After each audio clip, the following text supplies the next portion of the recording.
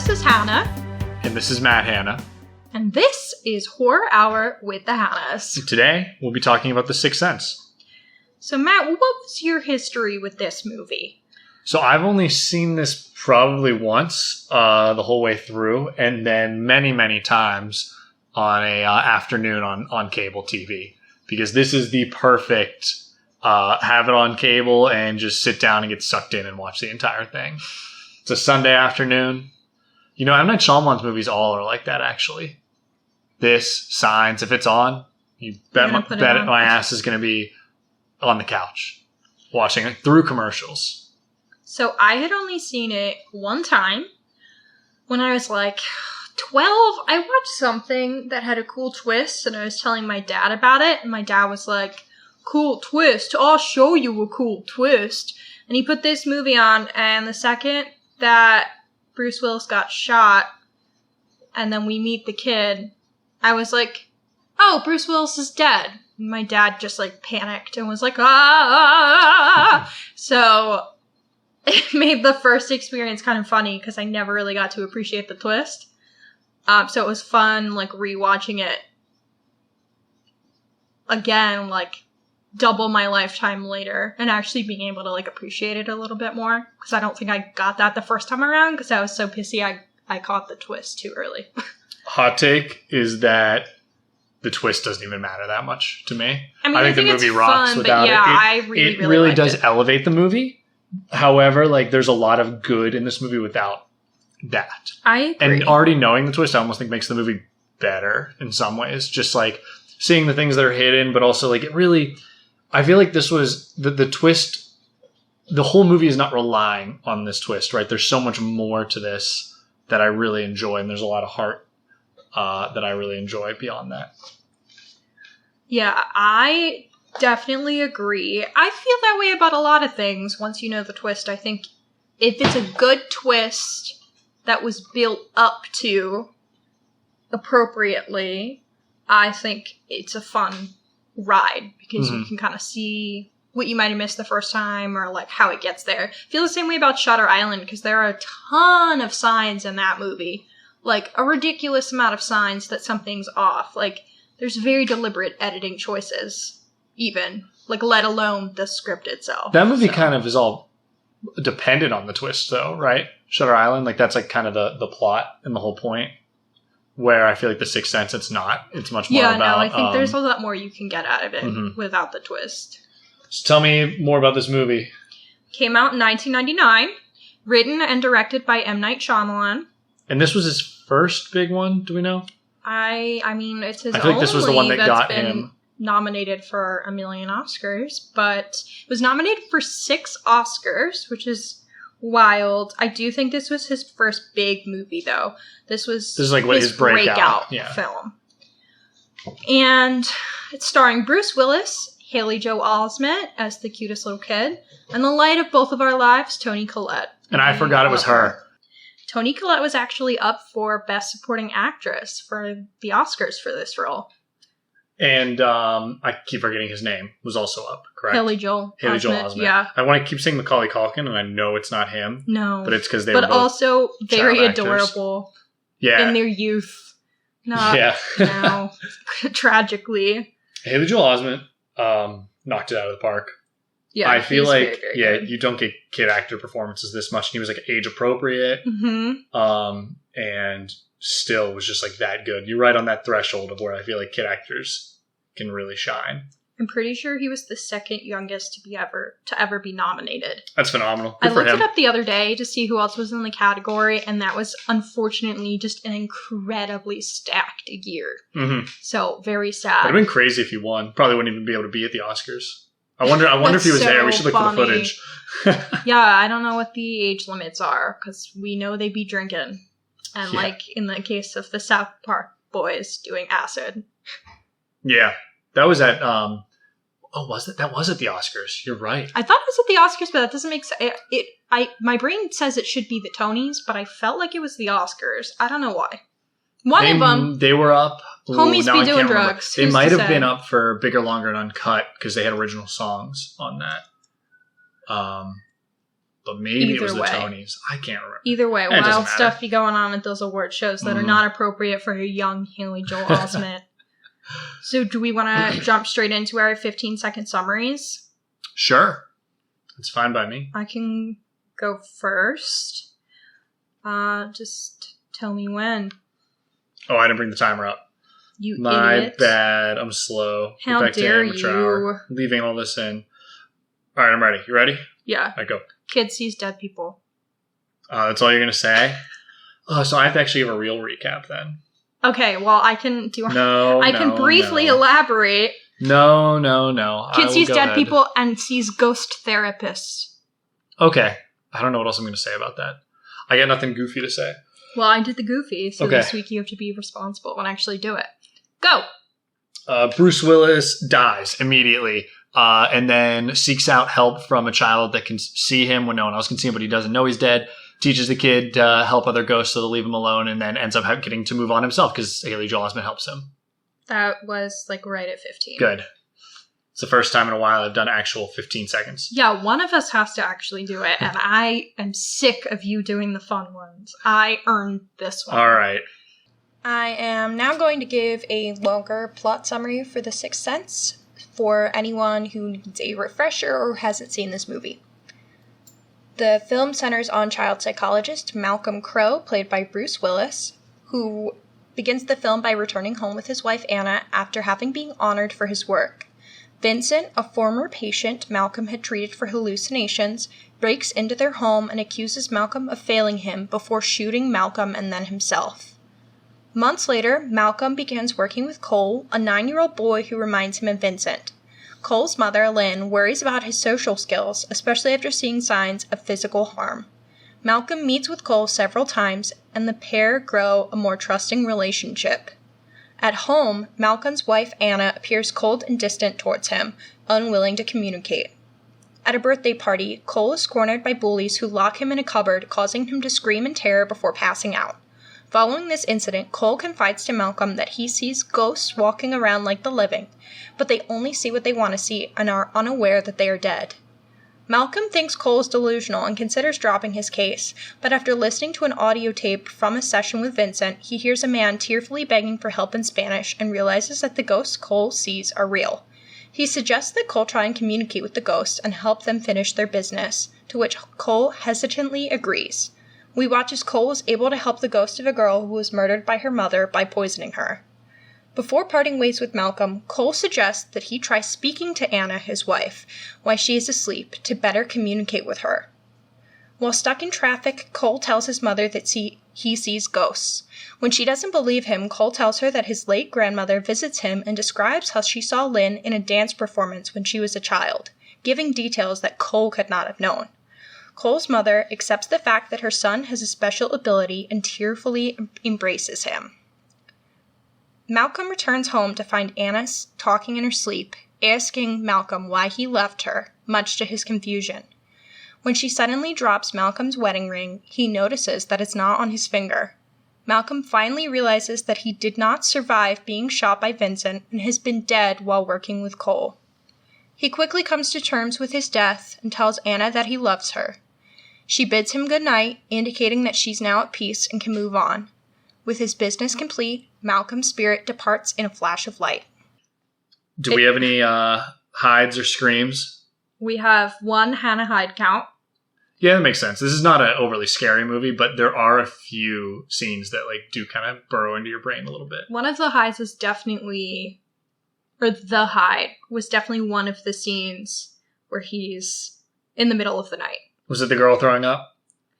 I don't think so, because I was definitely looking at the screen when it happened. Did you scream then? Oh, I definitely screamed when she was throwing up. That's a really good she shot. Popped up. He almost does it starts with Haley Joel Osment's face, and then it lifts up to see the clips open, on his little hideout opening, and then comes back down, right where where she's sitting basically across from him where there was no one before. And I feel like that was just a really good camera trick to kind of really, you're not expecting someone to be there all of a sudden. We had 4 screams. One of them was you. What did I yell at? Who's to say? Didn't write you don't it down. remember? I did not jot it down. I had no idea. It was definitely one of the nighttime scenes, though. And I'm pretty sure all of my screams were also the nighttime scenes. I was kind of surprised I screamed so much because before we watched this, we were like, is this a horror or like a psychological thriller? Like, what is this? I don't really find it as either, but we're going to count it as horror. And then I'm up in here screaming more than I did for actual horror, like Midsummer, where I don't think I screamed at all. I might have yelled in the scene where he goes, where there's the ghost in his house, because that's all the nighttime scenes of the ghosts are showing up. Although I think he sees them all the time, is what it's like alluded to. Yeah. And we don't see them nearly as much as he does. Yeah, we don't really see them very much. But I think it's when the kid goes, like, come on, I'll show you where my dad hides his gun. And then he turns around and the entire back of his head is like blown off. That was devastating. I remember that scaring me a lot as a kid. I also remember the hanging people in the school really scaring me as a kid. Mm-hmm. Like a lot.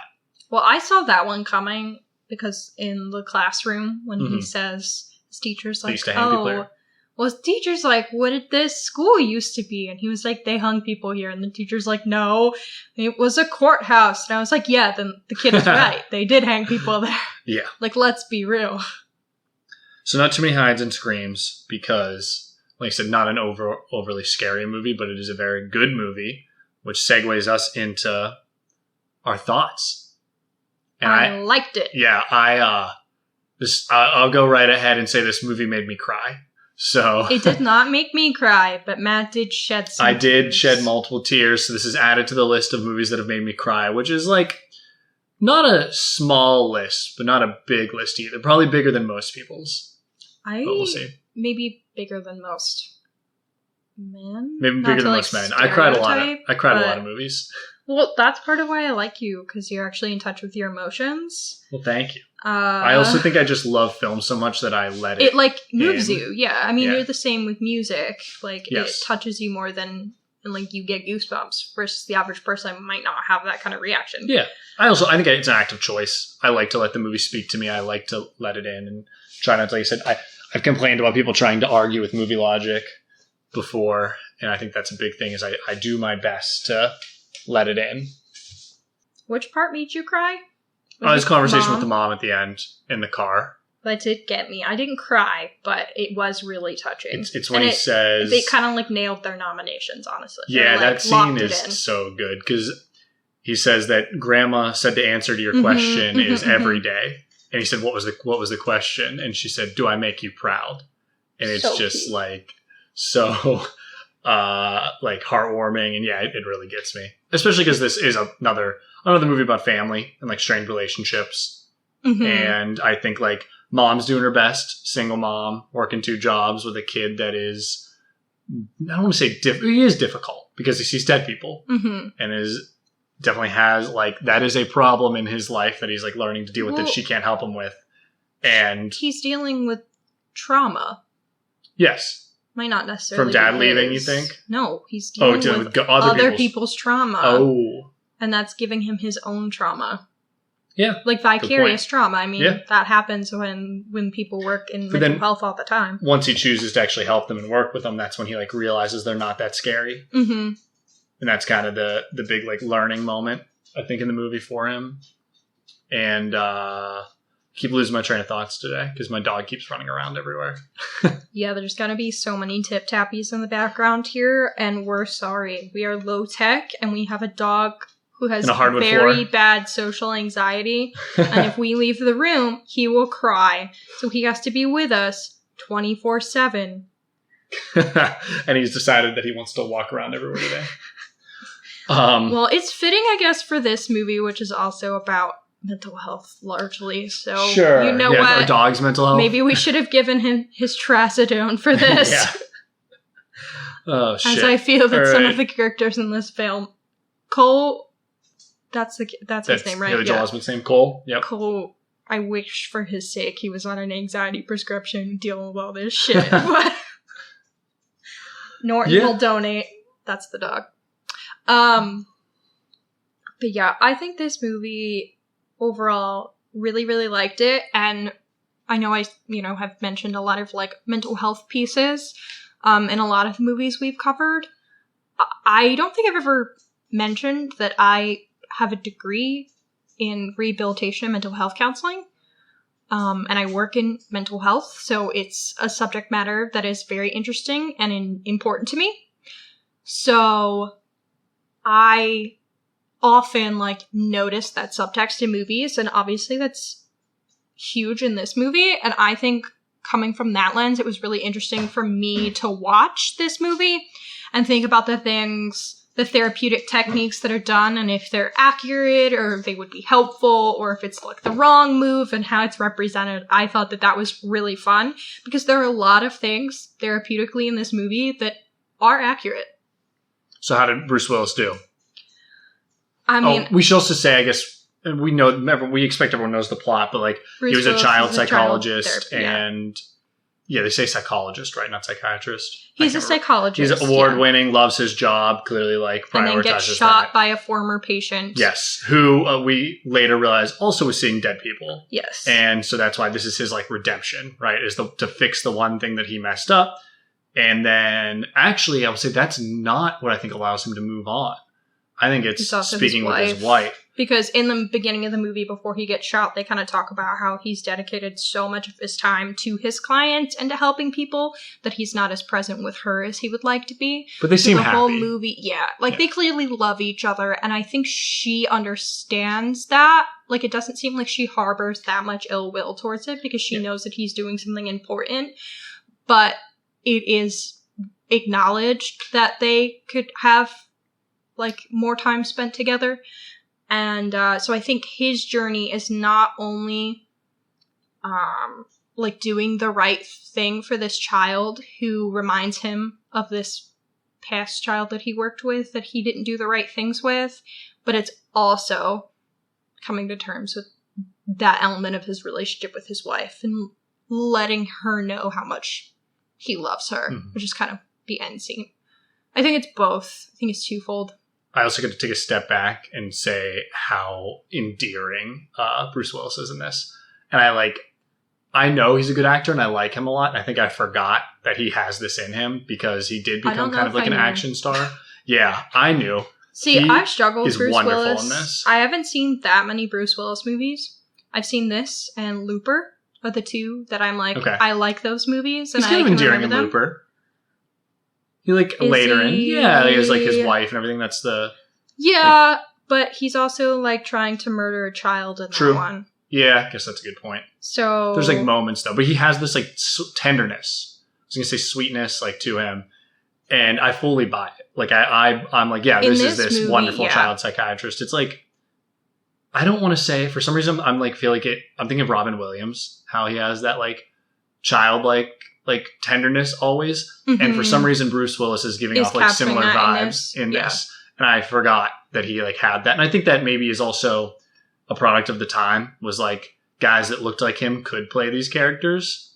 And I don't know if we like see it as much, or maybe that's on me for watching less movies. But I feel like you saw Schwarzenegger come in and be like kindergarten cop and play like a teacher, right? Although I think he was like a cop in that, but whatever. It was like, I don't even know that the movie. So I can't. But like you could have these guys that like action heroes come in and also play these very like sweet characters, and I like kind of miss that. I don't know if that's out there anymore. Don't you worry, Dave Bautista. That's a good point. Exists. Yeah, he was really sweet in a weird way in Knock at the Cabin, another Shyamalan movie. I loved him in that. Yeah, he was so good. Yeah, no, you make a good point. Well, hopefully we see more of it. We had Cena playing goofy characters. But not exactly this. No, like this is very different. I think Dave could do this, but Cena couldn't. That's a great point. I feel that way about Dave Bautista and any other wrestler, or former wrestler anyway. 100%. I love Dave Bautista. But yeah, I think... This is not a Dave Bautista podcast. I feel like all the movies we've watched, I've been impressed with the acting. And I feel like I keep saying, you know what? The acting's good in these. Or at least serviceable. And these, we'll get there. Yeah, I'm sure. The three leads in this are all good. Yeah, and I mean, they got nominations that actually represent their work. And you don't... We've talked about this, but you don't see that in horror. Did you say Bruce Willis also got? Oh, he didn't. He did not. Okay. That's fine to me. I think that's fine. I think of the three, I guess he's the weakest, but that's just because the other two have more to work with, I guess. Flying through, yeah. And they're just phenomenal. They're nailing it. I mean, Toni Collette is a great crier. We know that from Hereditary. where she should have been nominated. Yeah. I will forever be very upset about that. Can't wait for when we cover that and we just spend an hour screaming about how Toni she should have been nominated. And Haley Joel Osment, his crying, incredible. Nailed it. Yeah, like so some of the best crying I've ever seen in movies. Well, I want to talk, I mentioned it and we kind of got derailed. I want to talk about the therapeutic techniques that I liked in this, just because, again, that's my field. So, we know that previously, with Donnie Wahlberg's character, who is his previous patient who then murders him and dies by suicide. And Donnie Wahlberg accuses Bruce Willis of blaming all of his concerns on his parents' divorce, which wasn't the issue. We learn later in the movie, like we mentioned, that it was really because he also saw dead people. So this right away, I think, is speaking to a bad therapy thing that Bruce Willis did. Can you blame Bruce Willis to not no one's going to be like, yeah, this dude sees dead people, and not be like, he's experiencing psychosis. Yeah. But he's completely making, like, assumption. Like, that clearly it wasn't the divorce that was the problem, and we can't really, like, make those assumptions. But I will say that sometimes it is a valuable technique to kind of infer from what someone is saying. And even if you're wrong, someone can correct you and it gives you space to learn. So I think it kind of goes both ways. Just wanted to mention this because I think it's interesting. Basically, when you're, like, someone's speaking and you reflect back what they're saying, sometimes you can kind of infer a message. So let's say you're, like, talking about how upset you are about yada, yada, yada. And instead of me just being like, so this is really upsetting you, I could infer and be like, this situation's upsetting you because it reminds you of blah, blah, blah that happened. And you shouldn't infer. And in that case, it's helpful because you could say, yes, that's what it is and blah, blah, blah, or no, that's not what it is. Mm-hmm. So sometimes when we're reflecting, we can kind of pull pieces from what else you've said, and that can be appropriate. But we shouldn't be making these all-encompassing assumptions about a person. I'm sure that's even harder with children, too, right? Yeah, it's hard because they don't always have the vocabulary. Yeah. Something I do really like that he does, which is perfect with children, is that he kind of plays a game with Cole. So the first time that he comes into the house, they play, like, the mind-reading game. Mm-hmm. I'm going to talk about this scene later, so I'm excited to hear what you have to say. Well, I thought this is a really cute strategy. I've never necessarily heard of someone, like, playing this version, but I think engaging with children, it's really helpful to play games and do things like that.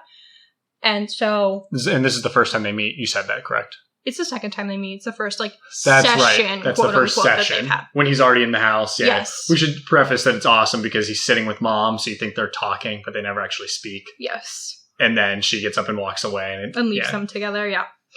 But I thought this is cute because I think this also shows that you can make references or, like, inferences, and saying them allows you to kind of, like, learn more about the person even when you're wrong. So in this case with Haley Joel Cole, that's his name. Cole. He says, well, you're feeling this way because of your parents' divorce. And Cole's like, nope. And it allows them to kind of get to know each other in a way that's more fun and engaging than just sitting down and talking. So I love that. He says a bunch of stuff. Well, he gets them right. He gets a ton right. And he takes a step forward each time. And then he starts. And he says the thing about, like, that was your dad's watch. He left it he left it with you before he left. He was like, no, he bailed and left it in the drawer. Mm-hmm. And it, like, yeah, he kind of goes and he thinks he knows more.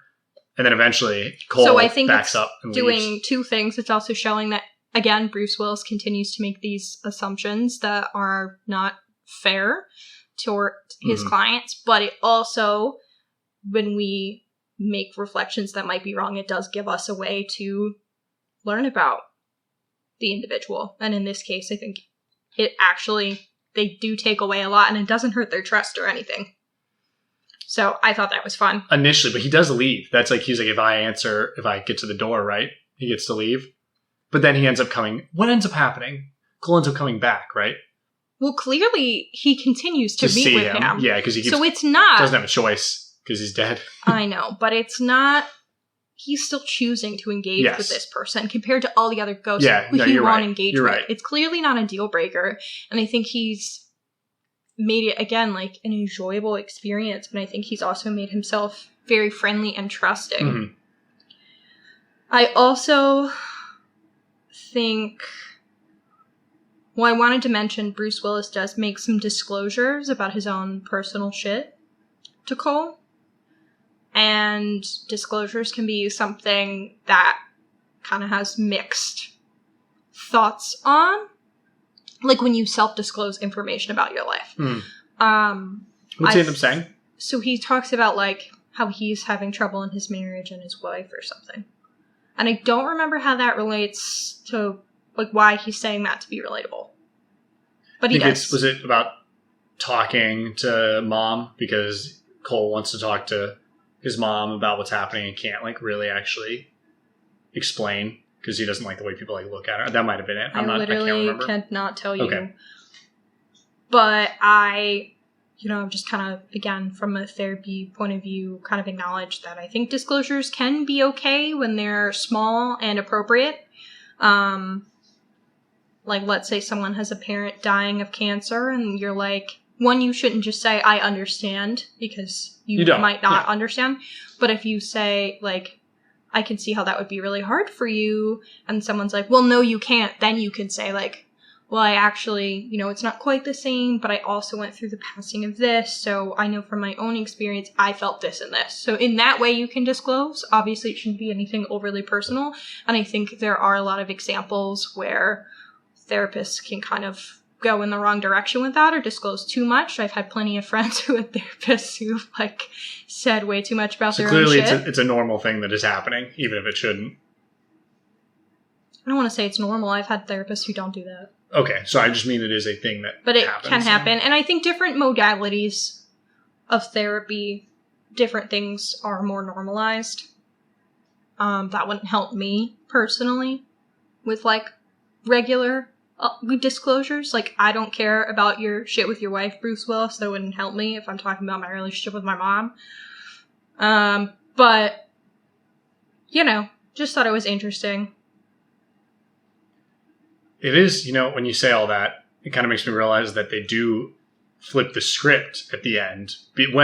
Before we learn that Bruce Willis is dead, where Haley Joel Osment, Cole, gives him advice. Mm-hmm. And like kind of, I wouldn't say therapizes him, but like tells him try this. And that is Cole's thing, is he's almost, I wouldn't say he's a therapist for ghosts. Especially insightful. Yeah. I was going to say he's a therapist for ghosts, but that's not right. He's more of a helper. Mm-hmm. He's going to go help them move on, figure out what is troubling them or what's keeping them here. And I do love that that's kind of like what we're left with, is to assume this is what Cole's going to do now. Mm-hmm. Just like this is his life, helping ghosts. It's very sweet. I think that helps him work through his trauma. Mm-hmm. Like, he is dealing with abuse, and in a lot of ways it's other people's abuse. From like the bullies? No, I'm saying it's like the experience of the ghosts. Oh, you're talking about theirs again. Okay. That he then has to work through. Again, it's vicarious trauma. It's the same thing that mental health professionals experience when you hear about trauma consistently, especially if you're very close to it, like Cole would be in this case. You can develop PTSD from hearing about other people's trauma. So I think he kind of embodies all of these like survivors, essentially. And I think it's a really good message to show that he is learning to speak up and go through therapy to work through his own end of the trauma, but also to help other people do the same thing. Very It's kind of like a mentor in that way. Yeah. I think it's really sweet. This movie's good. So is there more we want to talk about from the therapy side of things?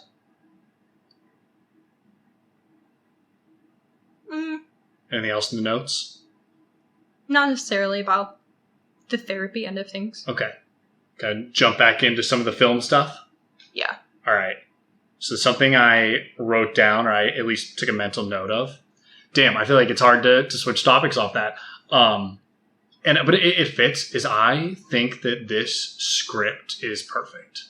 It's extremely tight, and I feel like it like goes from one point to the next, like seamlessly, right? And it gives you just everything you need without giving you too much or too little. And I think my point in that is when he does learn to help people, the first person he like really helps is that girl who's being poisoned by her mother, which is a horror story within itself. That whole thing is like horrific.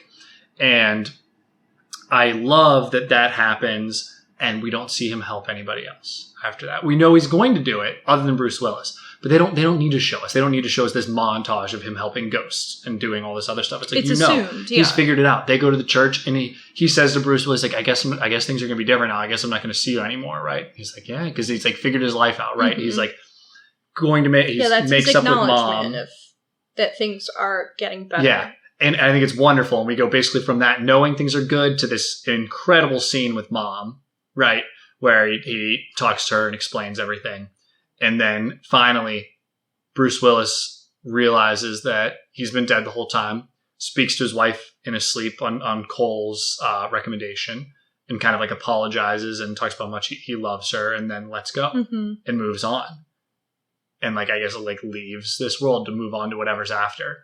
And it's just like so like wonderful. And I find this script to be nearly perfect, or screenplay, whatever we want to call it. And like M. Night Shyamalan is a really, really good writer when he wants to be. Yeah, I don't think there's any scene in this movie that's superfluous or doesn't need to be there. Yeah. I think everything is explained to the degree it needs to be explained. Yes, completely agree. Where I think a lesser filmmaker would have like a weird flashback. More. Flashbacks or more scenes together. I mean, he does have flashbacks, but it's more at the end. You know what I mean by that. Yeah. No, I mean a flashback to earlier in the movie when someone said this thing, because we can't be expected to have remembered it. Oh, true. Like every like Marvel movie kind of. Yes, yeah.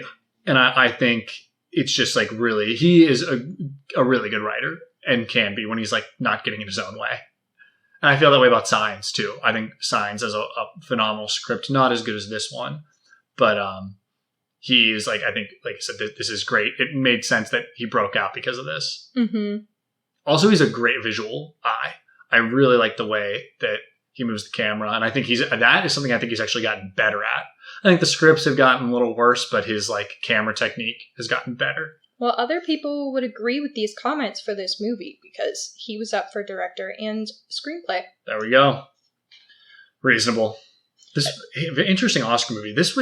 We have said like horror movies don't get in there. I guess that's because this is such a genre blend of a movie because it's not exactly horror. But I do think I'd find it hard to see this movie getting the same praise. But I also think I find it hard to see it getting made because it is such a genre blend. Like it's not going fully into horror. It's not really. It's more of a drama, right? I definitely see it getting made. I don't necessarily understand your point there. I'm saying that I think a studio would want it to be more horror. Like if you're going to go with these horror elements, they're going to want it to be scary. I mean, I think A24 would maybe grab something like this in a heartbeat. Possible. They might be like, make it fine. A24 weirder, would do it, but yeah, they might. But I think a lot of other studios probably wouldn't. But that's maybe just me being a hater. We do be hating on this podcast. I'm sure that's the producer notes. Is like, this needs to be scarier, or we want this for children. We don't want it to be scary at all. It was in that perfect timeline or time period where you could have like a family-friendly movie that's also like has some making me scream. Yeah, make you scream a little bit. This is This is like a movie you watch when you're a little too young, and when that kid turns around and has his brains splattered on the back of his head, it like makes you pee your pants a little. What's funny is I saw this when I was in middle school, yeah. and I don't remember being scared at all. And then as an adult, I was like screaming. You didn't pay attention too well. That's probably true. I was like, well, they're all dead, so whatevs. Is that another therapy thing? I'm sorry. All right, let's go back. That's fine. Oh, so disorganized. The one other thing I was going to say is there is this one part where Cole's talking about like having been seeing the dead people. And he says to Bruce Willis, who at this point does not believe it. And he says, you believe me, right? And Bruce Willis says, I don't know how to answer that, Cole. Wrong answer. for future reference, even if you think someone is experiencing psychosis, which is clearly what Bruce Willis is thinking here, you're not supposed to say, yes, that's totally what's happening. But you can say things that acknowledge their experience and their suffering without, like, you want them to trust you. So you don't want to say, I can't answer that, or I don't believe you, because you want to continue building this trust. So the right answer is, I believe that that's really scary for you. Okay. That's good to know. Acknowledging, like, their emotional response to it. Overall, Bruce Willis, good or bad therapist? I'd say overall good. I think he has, like, a really good rapport, a very trusting relationship, and I think he does a lot of the right things. I just think, and he clearly did. Like, he won an award from the city of Philadelphia. Like, he was crushing, clearly, and helping a lot of people. There's just a couple things, obviously, that I wanted to point out on the negative end of things, because I think those things could actually be helpful. So if you give him good, as far as movie therapist goes, he's excellent. Yeah, like, no, for a movie therapist, he might be the best one. I can't think of any movie therapists that have been good. I don't know as well as you, and you haven't watched The Sopranos, but I want to know if Dr. Malfi in The Sopranos is good or not, because I think she's not good. I think she has good moments. I've walked into some scenes that I did not like, but I've also walked into scenes where I was like, sure. It's all about the mother. That's what I learned from The Sopranos.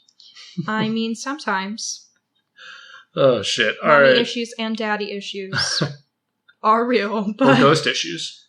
Side note, the award he gets from the city of Philadelphia looks a lot like the one that I got from the city of Philadelphia. Whoa. Turn around, babe. It's right there. Pretty crazy. It's almost like they probably just got it from a plaque store. Probably. It's probably where mine's from. All right. So, beyond the therapy stuff, I talked about some of the stuff I liked. What did you like? What do you feel like this just did really well? So, obviously I did, like we said, like the representations of mental health. I thought the script was very good.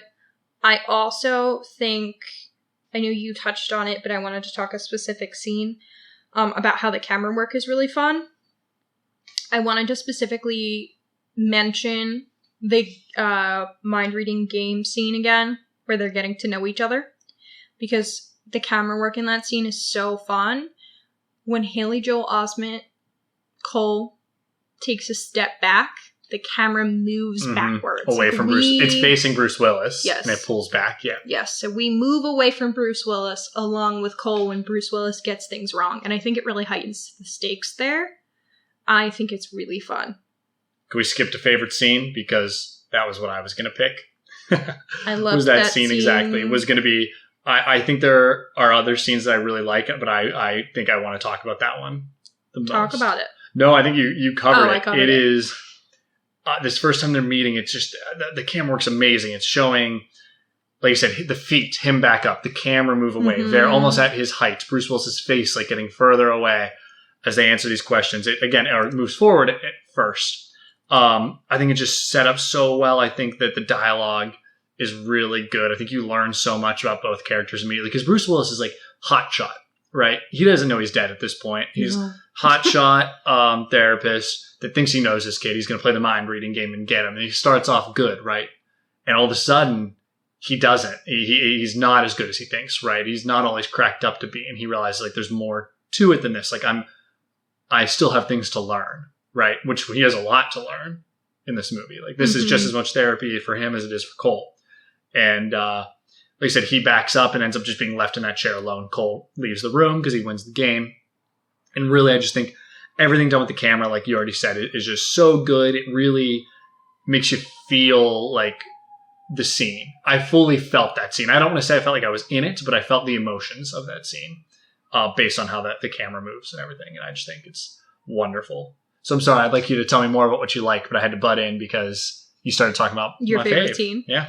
I would say that is also my favorite scene, probably. I thought you would have picked the car. That was my other favorite scene. Because that was probably... I love the car scene, but I was like, I got to pick something cooler that stood out. I liked both scenes a lot. I think the car scene is just really emotionally moving, and I think it sums up, like, his journey really well on his relationship with his mom, because obviously he has a close relationship with his mom, but he hasn't felt comfortable disclosing what's going on. And I think they've like reached a new height in their relationship and their trust by being able to disclose what he's experiencing and having her actively believe him. So I loved that scene. I thought it was the most moving scene. I'm sorry to steal your thunder on but that yeah, first the other scene. scene, loved it. Well, we can talk about that one too, because that car scene, and I'll back up even further. I think something that M. Night Shyamalan does really well here is that the relationship between Cole and his mom is good through the whole movie. There are strains, but it is never like she's abusive or that there's like a bad relationship going on. Like there's a random scene right in the middle that doesn't matter, where he's in a cart and she's running the cart and it's the camera's placed on his face and they're both, this is still while he's dealing with a lot of these problems before he's like fixed them, and he's smiling and laughing, and this is like they'd fought earlier, and it still shows that there's this love there and they're still like a happy family, but they have normal strains on the relationship like anyone else does, except this one's a little bit more because Cole is dealing with this trauma and this issue. Yeah. And that's awesome. I think that it's really good to it was not necessary to have the relationship be bad at any point, but really for it to just grow stronger by the end of the movie. It went from normal and good to a strong, great bond by the end. And I think that's like really wholesome and nice. I was also glad that they had a strong relationship, because I think there would be that assumption this child is showing up with bruises and scratches, and it's not the most unreasonable assumption to assume that they're experiencing some form of abuse. Like when a child goes to school, you have to report that if they're showing up with bruises or scratches all the time. That needs to be reported. The parents need to be investigated. But I liked in this movie that it's not coming from that. They have a solid relationship and a loving relationship. I also like that they do emphasize like she is a single mom. She's working so hard, and yet despite all of those challenges that she might be facing as a parent, it's not impacting her parenting, because she is emotionally and physically present for her son. Other than just missing a couple things, like she missed the music or the play and things like that. But you talking about the scratches, and I need to shout out Mom again, because there's this other awesome scene where she sees the scratches and immediately picks up the phone and calls the mom of one of Cole's bullies in school. And it's like, we need to talk about your goddamn son keeping his hands off of my son. And I was like, yes, like let's go. All She's excited. A bad bitch. She's awesome. Meanwhile, those kids were treating him terribly. That's not why he was bruised up, but they deserved whatever they got. 100%. Well, they tried to lock him. They also locked him in a closet. In a dumbwaiter. In the movie. Was it a dumbwaiter? No, it was a closet. You're right. It's a closet at the top of the stairs. It was weird. Where there's a dead person in it. Yep. That reminds me of something else I want to talk about. Sure. Because the closet door is red. Oh, there's a lot of red. There's a lot of red in this movie, and I think the use of color is really fun, because everything that is red is like the paranormal in our world. It's like the color of the spirit world. So everything red is connected to the ghosties. Okay. I knew that there was like importance with the red. I didn't fully ever understand it, because it seemed like they were trying to use red. He tried to use red to protect himself from the ghosts with his little fort.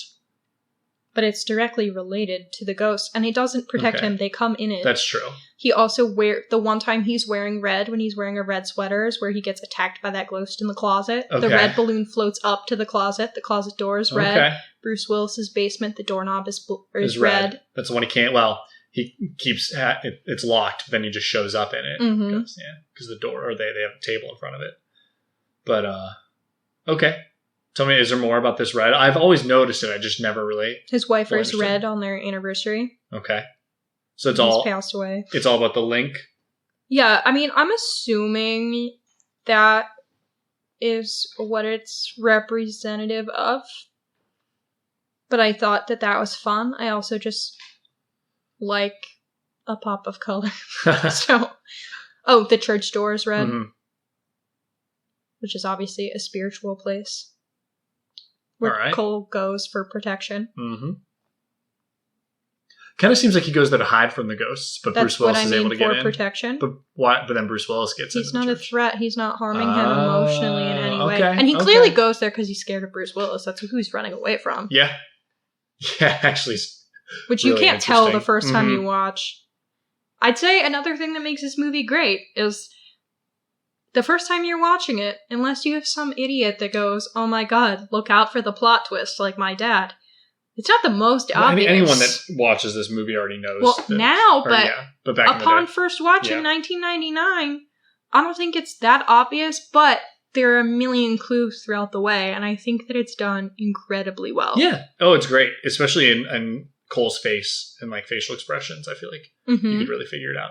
I also took a film class in college, and one of my TAs talked about this movie, and he was like, yeah, I had someone that figured out that Bruce Willis is dead and really didn't enjoy the movie because of that. And I was like, is your friend an idiot? Like, why would you not enjoy it still? Who cares if he's dead?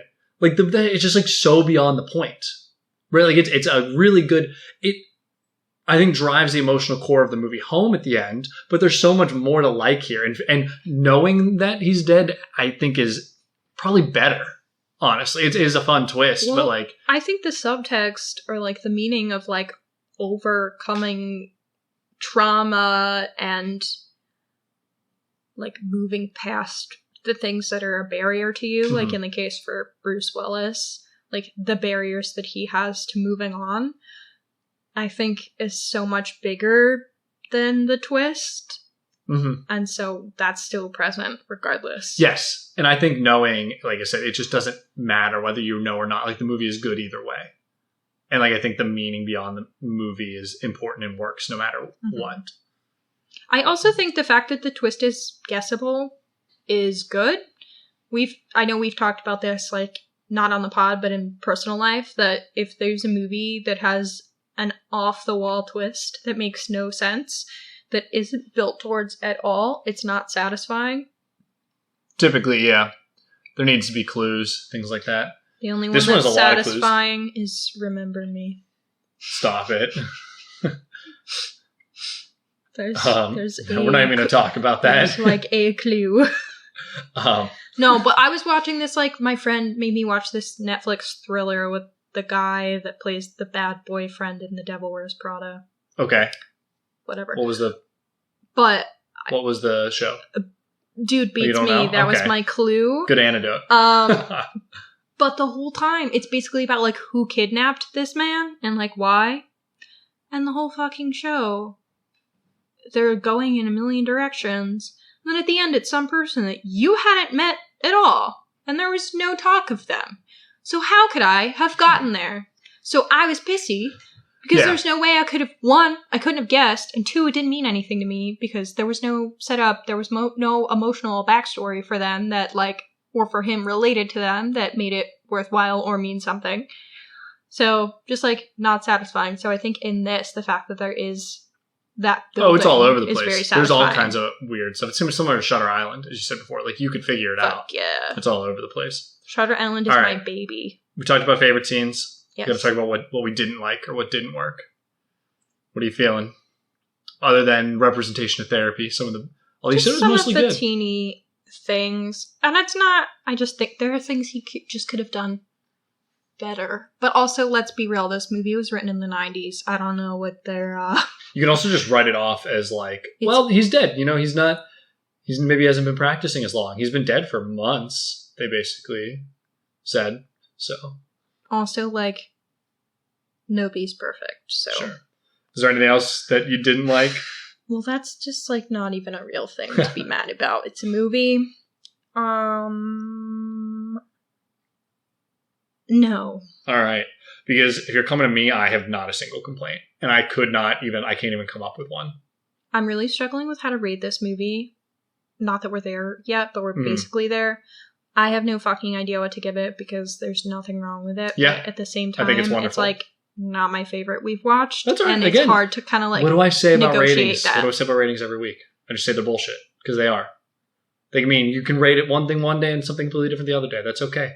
Everyone can get mad at you about your rating. It's just a rating. No one write down what I've rated what. We can always come back and revisit movies. Be a bullshit. Yeah. All right. Let's go into meanings, although I think we've already touched on a lot of our themes and our meanings. Lay trauma and overcoming trauma. Yeah, I think that's a big part of it. Listening to survivors. Yeah. I've talked about. I don't know if I see much beyond family, relationships, trauma. I think communication big part of it, right? I mean, that's certainly a big part of like Bruce Willis's story. One as a therapist, but then also as a partner. Yeah, and also Cole with his mom. Yes. Yeah. I feel like I'm struggling to talk about it because I do kind of think it wears its meaning on its sleeve for the most part. Like it is like a feel good like movie, like a figure your life out type movie. Become a better person, become a better son, a better mother, a better husband. Better person. This movie makes you a better person if you watch it. It makes me want to be a better person. And really, that car so scene, endearing. that scene when they're like, "Oh, I hope everyone's okay," and he said, "Mom, like the person, they're not okay. They're standing outside my window, like they're dead." Cole's performance, he earned his nomination with that scene alone. I mean, he's great throughout the whole thing, but the scene in the car telling Mom about the pin, and like she doesn't believe him at first. Oh my God, it's so good.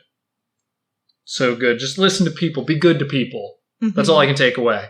Treat people nice. Help people. Help those in need. All that stuff. I already said it, but that part when he goes and like solves the murder of that girl by her mom poisoning her, that might actually be the scariest scene in the movie, is the girl's recording of Mom pouring Raid in her soup. Well, yeah, parental abuse. Oh my God. And kept her sick for 2 years. And then the little one's sick now. The sister's getting sick now.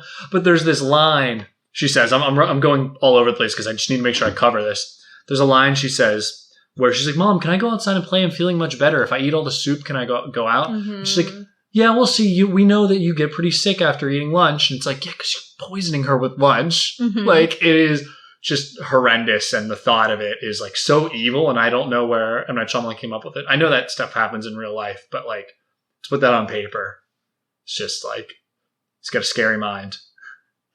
All right, let's do ratings. You ready? I can go first if you feel more comfortable about it. Yeah, you go first. All right, it's getting a 9.5 out of 10 from me. Fucker.